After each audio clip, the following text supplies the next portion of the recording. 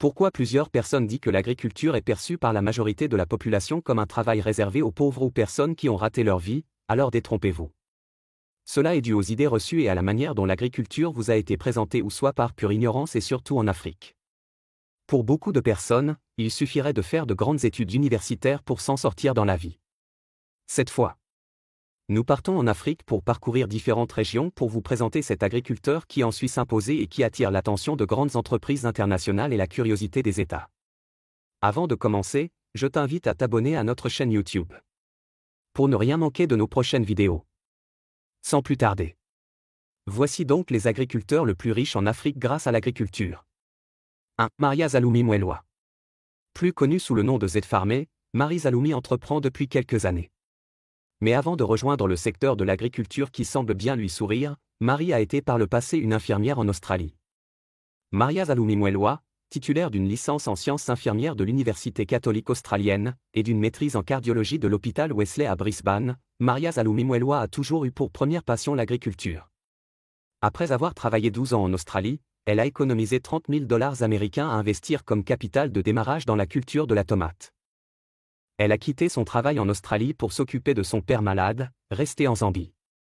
Une fois dans sa Zambie natale, cette infirmière, spécialisée en cardiologie, a eu du mal à trouver un emploi, les hôpitaux locaux la trouvent trop qualifiée. Pendant 6 mois environ, elle est restée sans emploi. Maria Zaloumi, passionnée par l'agriculture, puisqu'elle a grandi dans une famille d'agriculteurs et qui possède même quelques hectares de terrain. Maria décide de se prendre en main et reprendre une partie de la ferme familiale pour en faire une entité commerciale. C'est la naissance de son entreprise Tuzini Ferme. En 2016, elle a commencé avec une superficie de demi-hectare sur laquelle elle cultivait la tomate. Et après quelques années, Maria a réussi à étendre son travail sur une superficie de 13 hectares.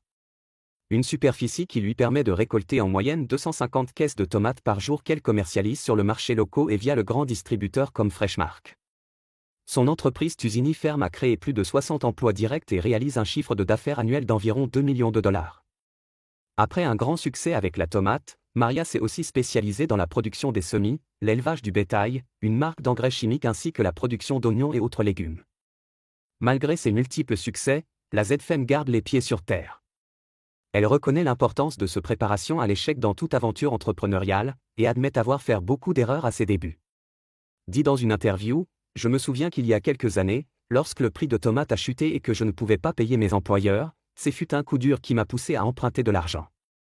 Ce fut un moment douloureux, mais je suis relevé. Lorsque vous échouez, ne pense pas à abandonner. » Aujourd'hui, Maria Zaloumi remporte plusieurs récompenses. Elle était nommée présidente de l'Union nationale des agriculteurs de Zambie pour la filière fruits et légumes. Elle est aussi ambassadrice de L-African Pride Insurance, un service d'assurance en Zambie.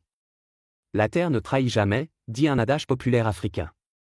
Ce dicton se confirme une fois de plus en Zambie avec Marie Zaloumi, cette jeune femme qui force l'admiration. 2. Palanfo Naondomo, l'agriculteur millionnaire. Palanfo Naondomo est un burkinabé agriculteur millionnaire. Après son bac obtenu en 1994, il a décidé de se consacrer au travail de la terre. C'est ce qu'il a toujours voulu faire. C'est en 2008 qu'il commence avec une superficie 1/4 d'hectare par la production avec la maîtrise d'eau. Lors de sa récolte, il dit que les résultats m'ont prouvé qu'on pouvait se faire de l'argent dedans et j'ai étendu les hectares. Il a ensuite acheté les équipements avec les revenus de ce 1/4 d'hectare. Actuellement, il dispose de 150 hectares le long du fleuve Pony. Il emploie 28 personnes de façon permanente, dont 15 hommes et 13 femmes. En période de récolte, il crée 65 emplois temporaires, avec 26 hommes et 40 femmes. C'est toute une entreprise. Des années en année, sa production a augmenté, son équipement aussi augmenté. Il dispose 13 motopompes de 100 mètres cubes, 2 motopompes de 200 mètres cubes et un tracteur de 50 chevaux avec remorque. Pour cette campagne agricole, il attend 85 tonnes de riz, 28 tonnes de maïs, 5 tonnes d'arachides, 220 tonnes de manioc et 555 000 boutures de manioc. Faut noter que le producteur est le principal fournisseur d'une variété de manioc aux producteurs de cette tubercule dans l'ensemble du pays. Sur un investissement compris entre 29 et 30 millions de francs CFA, il attend comme bénéfice net de 49 à 50 millions pour la campagne agricole. Il dit « Mon secret, c'est le courage et la détermination. » Ce n'est pas un secret, on a commencé devant tout le monde avec une superficie de 1/4 d'hectare. 3. Dieudonné Twaïroy.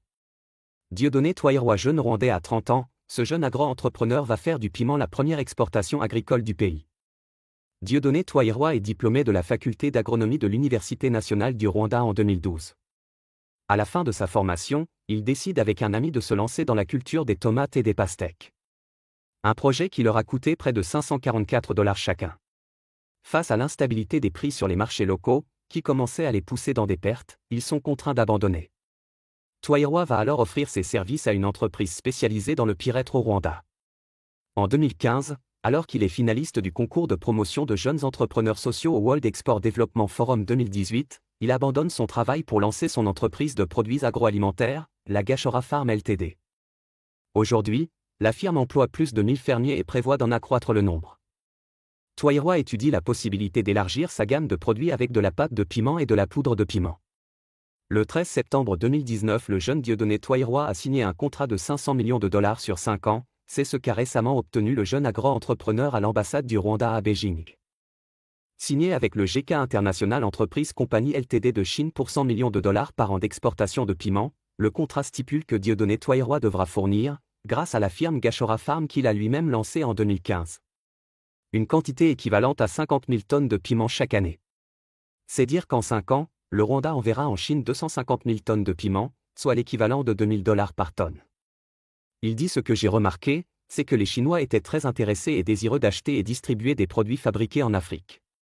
Ils considèrent mon produit comme une innovation. Car ils ne sont pas habitués au chili glacé. Ils sont prêts à en acheter en grande quantité, ils ont de l'argent et font confiance aux produits africains. Sans oublier que, Dieudonné avait conclu un accord de 2 millions de dollars avec les entreprises Kaijang Xian et Wefood, pour la fourniture de 37 500 litres d'huile de piment. Le contrat qui a pris fin en mai 2019 a été exécuté avec succès. Le piment pourrait rapporter au Rwanda plus d'argent que le café et le thé, jusqu'ici premier produit à l'exportation dans le pays. Avant l'intérêt manifeste des entreprises chinoises, il y a moins d'1 an. Sa ferme Gashora Farm était déjà connue à l'international pour la qualité de son piment qu'il exportait notamment vers l'Angleterre, la Suisse, la Hollande, la Belgique, la France, l'Inde ou encore les États-Unis. Mais dans des quantités peu importantes. Du piment qu'il exporte sous 2 formes, le frais, Fresh Bird Eye Chili, et le sec, DRY Africa Bird Eye Chili. Depuis ses 4 ans de culture de piment, Gashora Farm a considérablement étendu sa superficie suite à la forte demande. De 6 hectares en 2015, elle est aujourd'hui à 160 hectares. Selon la Banque mondiale, la firme rwandaise récolte chaque saison pas moins de 10 tonnes de piment sec. De quoi séduire les investisseurs chinois. Il dit dans une interview que « La Chine est un énorme marché pour la vente du piment, j'espère que nous en tirerons un grand bénéfice bien que ça m'exige un grand investissement. » 4. Loïc Kamwa. Loïc Kamwa, de son nom complet Loïc Kamwa Silatchom, est un agripreneur, influenceur, camerounais. Loïc Kamwa est né à Baham et a grandi dans une famille d'entrepreneurs. Il apprend les métiers du sol auprès de ses parents. Il étudie l'économie et la gestion à Focam Institute of Excellence au Cameroun. Parti aux États-Unis d'Amérique pour parfaire sa formation en administration des affaires à l'Université d'État de New York à Canton. Après mes études, je décide de rentrer au Cameroun m'investir dans l'agriculture car convaincu que le développement de l'Afrique ne peut se faire que par les Africains et que le premier développement est alimentaire. Il a commencé avec 4 hectares avec l'objectif de devenir leader en production de céréales et de volailles en Afrique. Où tout se faisait manuellement. En 2014, il a créé une entreprise Agropastorale Company, qui fait dans la production et la commercialisation des maïs, et dans l'élevage, poulet de chair. Ceci dans le but de répondre aux besoins alimentaires des populations et de contribuer au développement de l'agriculture au Cameroun. Présentement, il travaille avec 21 collaborateurs dont 2 conducteurs de tracteurs et un ingénieur agronome. Il n'est pas encore de contrat signé à ce jour bien qu'ayant les clients pour acheter ma production car ces derniers sont réticents. Actuellement, il cultive le maïs sur 42 hectares et 2 fois par an avec des tracteurs. Il est aussi producteur des poulets de chair. En 2020, il produit des céréales sur une exploitation mécanisée de quelques dizaines d'hectares. En 2022, il exploite 60 hectares de terre dans le centre du Cameroun où il se spécialise en production de maïs. Loïc Kamwa devient une figure connue des réseaux sociaux et de l'entrepreneuriat avec les vidéos régulières sur YouTube dont il produit le contenu et qui abordent divers thèmes, agriculture, résumé de lecture. Il dit: si vous n'êtes pas prêt à consacrer au moins 18 heures par jour à votre activité, si vous n'avez pas une obsession pour la réussite et si vous n'apprenez pas tous les jours, oubliez l'entrepreneuriat. Sa vision est devenir le leader africain en production de céréales et volailles car d'ici 2050, nous serons environ 2,2 milliards d'Africains sur le continent et le premier besoin sera de se nourrir. Le besoin en protéines animales sera énorme et c'est pour résoudre ce problème que je deviens agriculteur. 5. Annie Nyaga. Annie Nyaga est une femme kenyane de 29 ans, titulaire d'un diplôme en biomédecine de l'université d'Egerton. Après avoir obtenu un diplôme en sciences biomédicales de l'université Egerton en 2007, Annie Nyaga espérait décrocher un emploi peu de temps après et gravir les échelons de sa carrière. Elle a obtenu un poste d'assistante aux achats dans une entreprise de Nairobi, mais a démissionné après 6 mois, car c'était ennuyeux.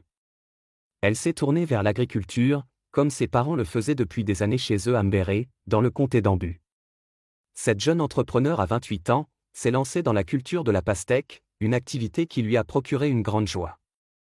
Elle a décidé de travailler dans les champs plutôt que dans un bureau, car elle s'est rendue compte qu'il était possible pour les agriculteurs de gagner de bons revenus. Elle suit les traces de ses parents qui étaient également agriculteurs. Annie Nyaga a commencé à cultiver la ferme de 3 acres de ses parents grâce à un prêt de 20 000 shillings kenyans, $200 US. Ce prêt lui a permis d'acheter des semences. Je me suis installé pour les pastèques parce qu'elles se débrouillent très bien à Mbere. Ils ont un rendement élevé, arrivent à maturité plus rapidement et réussissent bien sur le marché, explique Annie. Madame Nyaga dit qu'elle a choisi les pastèques parce qu'elles poussent bien dans sa région et se vendent à un bon prix. Elle peut récolter 3 000 à 4 000 kg de pastèques par acre. Une pastèque d'1 kilo coûte environ 15 à 35 shillings kenyans, 0,15 à 3500 US. Selon Annie Nyaga, l'argent constitue un obstacle majeur pour les agriculteurs qui souhaitent démarrer ou développer leur entreprise, en particulier pour les agricultrices.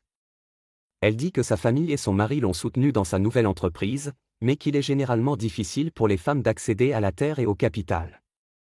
Elle ajoute : les femmes sont toujours considérées comme un investissement risqué, malgré les faits qui montrent qu'elles remboursent leurs dettes plus souvent que les hommes.